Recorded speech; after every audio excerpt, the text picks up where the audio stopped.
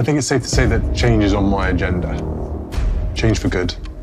And I embrace that and I enjoy that change. I don't fear it. The palace did not tremble because of a speech. It trembled because of a decision made behind closed doors, with Prince William and Princess Anne standing on the same side of history. Philip's gold medal, long treated as a quiet symbol of service and authority, was reclaimed from restricted royal custody. And in the same breath, access was granted to Sophie alone, leaving the rest of the household stunned.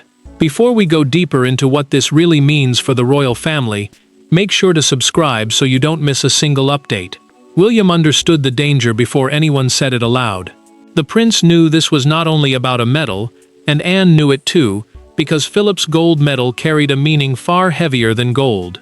A royal archive is a guarded collection of private family records, honors, and objects, kept away from public view because they hold the monarchy's memory. This medal had stayed inside that controlled space for years, treated as a quiet symbol of duty, discipline, and the late Duke's private standard of loyalty. But access to it had become a silent battle, a test no one named, because whoever reached it also reached into Philip's legacy. Anne did not soften when the order was placed before her. She looked at the words, then at William, and the Princess Royal seemed to carry decades of her father's voice in her silence. This was not decoration. This was not ceremony. This was a line. The medal represented service without performance, loyalty without demand, and strength without noise. That was why the prince felt the weight pressing harder with every second. He knew reclaiming it would wound those who believed rank alone gave them a right to stand near it, but he also knew leaving it where it was would wound something deeper. Charles received the decision without protest at first. The king read the order once, then again, and the room seemed to tighten around him. The document was simple in language, but devastating in meaning.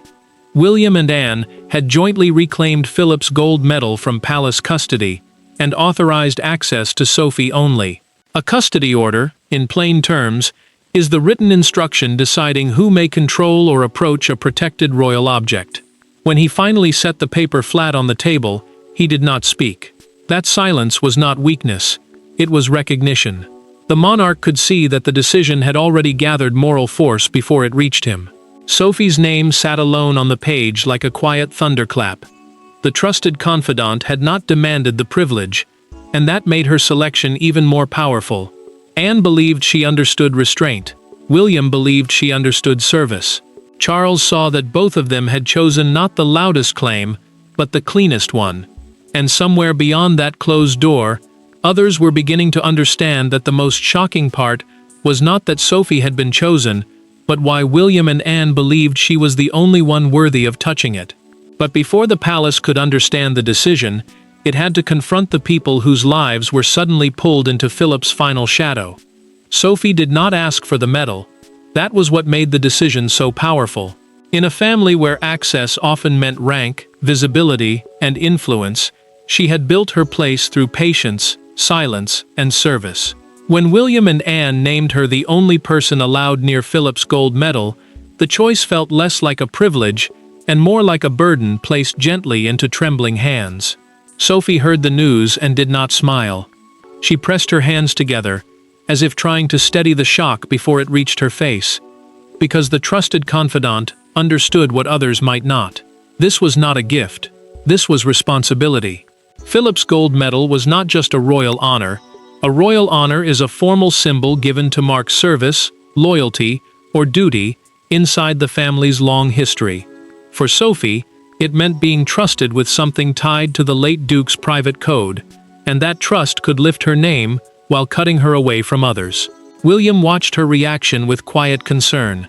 The prince had expected surprise, but not that deep, wounded stillness. He knew Sophie had earned her place without demanding attention, and he believed that was exactly why she belonged near the medal. Anne agreed, but the Princess Royal carried the decision with a harder edge. To her, Philip's legacy was not something to be touched by ambition. It belonged near someone who understood restraint, and Sophie had proved that through years of steady loyalty. Camilla felt the meaning at once. The queen consort did not need anyone to explain the message, because exclusion from the medal meant exclusion from a private circle of trust. She had stood close to power, close to Charles, close to royal ceremony. But this decision placed Sophie closer to Philip's memory than her. That hurt. It did more than bruise pride. It exposed where influence now truly rested. And Camilla understood that William and Anne had not simply opened a door for someone else. They had closed one on her. Charles noticed the silence spreading before anyone named it. The king looked toward the closed archive door, and a senior aide later described in a documented palace account how his expression changed, as if he realized the decision had already moved beyond his control. Anne turned to William and said Sophie understood what Philip protected because she had never tried to possess it. The prince did not answer quickly. He only nodded, because the truth had become too sharp to soften. And as the palace began asking why Sophie had been chosen now, the answer led back to one hidden ceremony everyone had tried to forget. To understand why Sophie alone was trusted, the story must return to the ceremony that quietly broke Philip's legacy open. The breaking point did not begin with a decree. It began at a memorial ceremony, where a small gesture became impossible to ignore. A medal case was opened. A name was spoken out of turn, and Anne saw something in William's face that told her the family had crossed a line. From that day forward, Philip's gold medal was no longer just a relic. It was evidence. Anne remembered the Windsor memorial ceremony with painful clarity. The Princess Royal had arrived believing the day would honor Philip's service, not expose the cracks he had once held together by force of character. A memorial ceremony is a formal gathering held to honor someone after death, but this one carried something deeper, because it centered on the late Duke's code of discipline, loyalty, and quiet sacrifice. Philip had believed duty was proved in restraint. That was why the medal mattered. It was not meant to feed ambition. It was meant to reflect service. William stood close enough to understand the room before it changed. The prince watched the gold medal displayed for senior royals, and he sensed how quickly respect could turn into possession. Sophie stayed still, careful and composed, while Camilla moved nearer to the medal case before the family reading was complete. The queen consort treated the moment like ceremonial access, but Anne saw it differently. She saw a hand reaching too soon. She saw trust being tested in public silence. And she saw Sophie step back, hurt, but refusing to make the wound visible. Camilla did not seem to understand the damage at first. She believed proximity to Charles and royal ceremony gave her a natural place near Philip's symbols, but the queen consort misread the room. A royal reading, in plain terms, is a formal spoken tribute or family statement used to mark meaning during a ceremony. That reading had not ended. The medal had not been released. Anne intervened with one controlled movement and one cold sentence, stopping the gesture before it became possession. William saw her face harden, and the future king understood that this was the point of no return. Anne later told William the truth in a recorded private conversation preserved in a palace account. Philip would have understood that single gesture as a warning sign. The Princess Royal did not say it with anger alone. She said it with grief, because her father's memory had been pulled into a struggle he would have despised. William did not argue. The prince remembered Sophie's quiet pain, Camilla's forward step, and the awful stillness that followed. That ceremony became the private reason he and Anne finally joined forces, but their unity soon forced a confrontation no one could avoid. And once the trigger was named, silence could no longer protect anyone from the confrontation waiting behind the next closed door. There are moments when royalty is not measured by crowns, carriages, or titles. It is measured by who refuses to look away. When Anne walked into the private room and found William already standing beside the sealed medal file, the decision had hardened. Then Camilla entered, and the air changed. No raised voice was needed. The confrontation had already begun. Anne did not offer a greeting. The Princess Royal looked at the sealed file, then at William, and the prince understood that the last chance for retreat had disappeared. A sealed medal file is a protected palace record holding instructions, permissions, and custody details for a royal object. And this one mattered because it controlled who could approach Philip's gold medal. The room held more than paperwork. It held the late Duke's memory, the family's pride, and the painful question of who had treated his legacy as duty rather than advantage. William spoke first, but carefully. The future king knew he was standing inside his father's household, and that made every word heavier. Charles knew about the meeting, yet the king did not enter, and his silence created a dangerous space where authority seemed to hang between generations. William respected him, but the prince also knew respect could not become surrender. Philip's medal had become a test, and if he failed it now, the wound from the Windsor ceremony would only grow deeper. Camilla entered expecting negotiation. The queen consort held herself with control, but Anne's stillness made the truth clear before anyone said it. This decision would not bend. Camilla asked why Sophie had been named alone, and the question carried more pain than anger. Anne answered without cruelty, yet every word cut clean. Sophie would be the only approved keeper because the trusted confidant had never treated Philip's legacy as leverage. She had never reached for it. She had never used closeness to claim what restraint had earned. Camilla pushed back, and for one sharp second, the room seemed to split. The queen consort argued that royal access should not become personal punishment, but William placed the signed access order on the table. An access order is a written instruction deciding who may enter a protected royal space or handle a guarded royal item. This one named Sophie only. The prince did not raise his voice. He did not need to.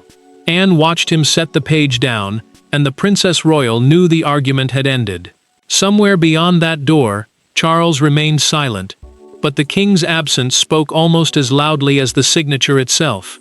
That single page on the table did more than restrict access. It exposed who now had the strength to control the family's most private symbols. A royal decision can look simple from the outside. A signature, a locked archive, a name removed from a list. But inside the palace, every line carries weight, and every permission reveals a hierarchy. William and Anne did not act out of impulse. They moved through old rules, private understandings, and Philip's own standard of service, until the choice became impossible to reverse. William knew the signature would speak louder than any argument. The prince had not taken this step to punish, but to protect what had been slipping into danger. A custodial decision is a formal choice about who guards, handles, or controls an important royal item, and this one mattered because Philip's gold medal was tied to private honor, family memory, and the late Duke's personal code of service. Anne gave the order its emotional weight, because the Princess Royal was not defending an object. She was defending her father. Charles studied the document with visible sadness. The king understood that opposing the order would mean challenging Anne's loyalty to Philip, and that was a wound he could not open without damaging himself. He read the language slowly, then touched the edge of the page as if it carried more than ink. The medal access order was clear. It limited control, named Sophie alone, and treated the medal not as a prize for rank, but as a protected trust. Charles could feel the old balance shifting, because William's future authority and Anne's blood-deep connection had joined into one force. Sophie waited outside the room, anxious and quiet. The trusted confidant did not feel victorious. She feared that accepting access would make others think she had risen while they had been rejected, when in truth, she felt humbled by the burden. Sophie knew Philip's name could not be carried lightly. She also knew that being chosen by William and Anne meant being watched by everyone else. Her hands stayed still, but her heart did not. Behind that door, her life inside the family was being changed without applause, without comfort, and without escape. Anne pointed to the file and revealed, through a documented private account preserved with the order, that a handwritten note connected to Philip's wishes had strengthened the decision. The Princess Royal did not read every word aloud, but the meaning was unmistakable. Philip had valued restraint over display. William then confirmed quietly that the order was not temporary. Sophie's access would be exclusive and immediate. Charles lowered his gaze, and the king knew the palace had crossed from discussion into reality. Once the order took effect, consequences would not wait politely. By the time the archive list was changed, the palace was no longer debating symbolism, It was living with consequences. The fallout began not with an announcement, but with a locked door, a familiar corridor, a familiar archive, and a guard who no longer stepped aside. Camilla arrived expecting routine access, and found the rules had changed before her eyes. In that instant, the palace understood what William and Anne had done. The decision was no longer hidden in paper. It had become real. Camilla stopped when the guard did not move. The queen consort had walked that way before, with the confidence of someone used to doors opening before she reached them. This time, her name was missing from the approved list. An approved list is the written record of people allowed to enter a restricted royal space. And this one mattered because it controlled the room where Philip's gold medal was kept. The archive was no longer just storage. It had become the place where trust was measured, and she had been measured out.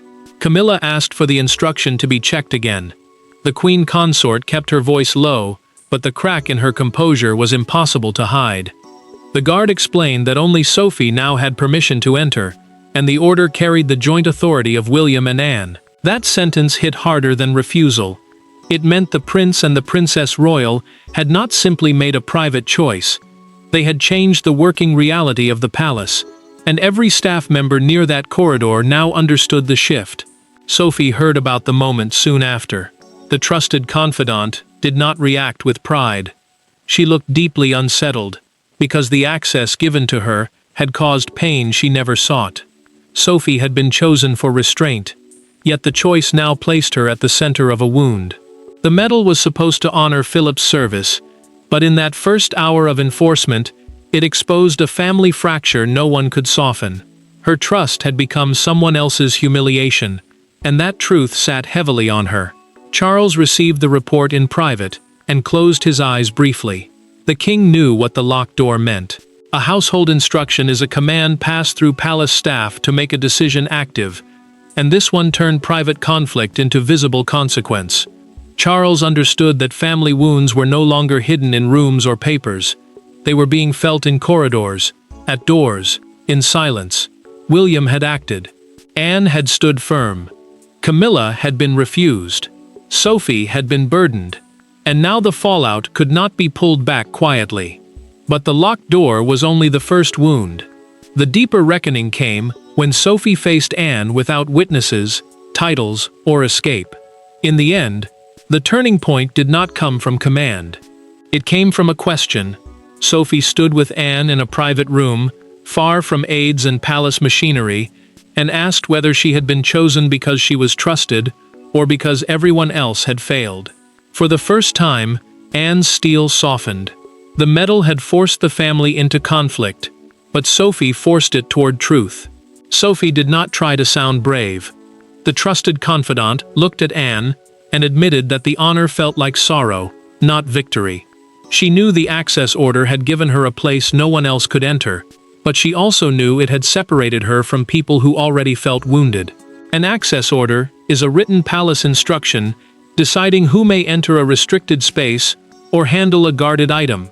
And this one mattered, because Philip's gold medal now carried the family's deepest judgment. Sophie had not reached for power, yet power had reached for her. Anne listened without interrupting. The Princess Royal had fought hard to protect Philip's memory, but Sophie's pain forced her to face the cost of that protection. Anne revealed in a private recorded conversation, preserved later in a family account, that defending the medal had felt like defending her father all over again. She said Philip had trusted quiet service more than public power, and Sophie represented that standard because she had never tried to turn closeness into control. The words were calm, but the grief beneath them was impossible to miss. Sophie lowered her eyes, and the trusted confidant asked the question that cut through everything. Would the medal now become a weapon? Would every mention of Philip's name reopen the wound? Anne answered quickly, because the Princess Royal understood the fear. No. The medal would be preserved as memory, not used as punishment. It would stand for discipline, loyalty, and restraint, not humiliation. That promise changed the room. It did not erase the pain, but it gave the decision a purpose larger than exclusion. Anne reached for Sophie's hand, and for once, the silence did not feel cold. The trusted confidant accepted the role only after that promise, not because it raised her, but because it protected what Philip had left behind. The Princess Royal saw the choice settle on her like a burden honestly carried. Outside that room, the palace still whispered. William's order still held. Camilla's wound still burned. Charles still knew the consequences had not ended. But between Sophie and Anne, the meaning had shifted. While Sophie accepted the burden in silence, the country saw only the shockwave, and the palace could no longer keep the story behind its walls. By morning, the private decision had become a national spectacle. What began as a locked archive order turned into a public symbol of loyalty, exclusion, and royal judgment. Outside palace gates, people debated whether William and Anne had defended Philip's memory or exposed a family fracture. One image captured everything: Sophie entering quietly, while others were left outside the story. Sophie saw the headline and felt her stomach tighten. The trusted confidant had accepted the role in silence, but silence could not protect her once the world gave the decision a name. A palace statement is an official message released to explain or calm a royal matter, and this one used careful words: preservation, dignity, respect for private family honors. Yet careful words could not hide the force beneath them. Philip's gold medal had become more than a guarded object. It had become proof that trust inside the monarchy could now outrank position. William read the coverage with growing unease. The prince had wanted the medal protected, not turned into a weapon for public debate. One fictional newspaper front page captured the storm in brutal language. Philip's medal locked away, Sophie named sole keeper, printed above a stark image of the palace archive door. That front page mattered because it reduced a painful family decision into one sharp public judgment. To some, Sophie looked honored. To others, Camilla looked rejected. To William, the truth was heavier than both. Anne remained firm, but the Princess Royal felt the cost. She had stood for Philip's memory without apology, yet she understood that public sympathy was beginning to split. A broadcaster described the moment as the clearest sign yet that William and Anne are now guarding the monarchy's moral inheritance. A moral inheritance, in plain terms, means the values a family leaves behind. Not money or jewels, but duty, restraint, and conduct. Anne heard that phrase and knew it was close to the truth, but even truth could wound when shouted across the country. Sophie did not want to become a symbol. The trusted confidant felt distressed by the attention because her quiet rise now looked like someone else's fall. William feared the meaning would be twisted. Anne feared the purpose would be forgotten. Camilla's name echoed through every debate, even when no statement mentioned her directly. The queen consort had been left outside the story, and that absence became its own headline. By evening, the palace understood that public reaction had forced the family toward one final internal reckoning. The decision could not remain only punishment, protection, or power. And beneath the noise of headlines, the family still had to decide what Philip's medal would finally mean. When the noise faded, the truth became painfully clear. William and Anne had not reclaimed Philip's gold medal to humiliate anyone. They had done it to restore meaning to something the palace had nearly turned into a prize. Sophie's exclusive access was not a crown, not a conquest, and not a public victory. It was a verdict on service, restraint, and trust. William entered the private room knowing there would be no second version of this decision. The prince carried the final custody note, and Anne stood beside him with the calm of someone who had already paid the emotional price. A custody note is a written record confirming who is responsible for a protected royal object. And this one mattered because it ended every question around Philip's gold medal. Sophie would remain its sole keeper. Not because of rank, not because of pressure, because trust had finally outweighed position. Charles looked at the note with quiet sadness. The king had spent too long trying to hold peace together, but he finally admitted that Philip's legacy deserved protection, even when that protection hurt. He understood now why William had acted, and he understood why Anne had refused to bend. The medal was not just gold. It carried discipline, service, and the late Duke's private standard of conduct. To leave it open to palace ambition would have turned memory into competition. and Charles knew that was the one thing Philip would never have accepted. Camilla absorbed the finality without protest. The queen consort was wounded, but she could not overturn what William and Anne had made clear. Her exclusion was painful, yet the decision was no longer about revenge. It was about meaning. Sophie lowered her head when the final terms were read, and the trusted confidant accepted the role with humility, not triumph. Anne watched her closely, and for the first time, the Princess Royal's guarded expression softened into solemn peace. William placed the custody note beside the medal record, and the room seemed to settle around the truth. The prince had drawn a line the monarchy could not ignore. Anne had defended her father without turning grief into cruelty. Sophie had accepted a burden without seeking attention. Charles had finally allowed protection to matter more than comfort. Even Camilla, wounded by the outcome, became part of the lesson. Philip's gold medal ended as more than an object behind palace doors. It became the line that showed who served quietly, who reached too far, and who the future could finally trust. Thanks for watching. Please don't forget to like and subscribe, and we will see you in next one.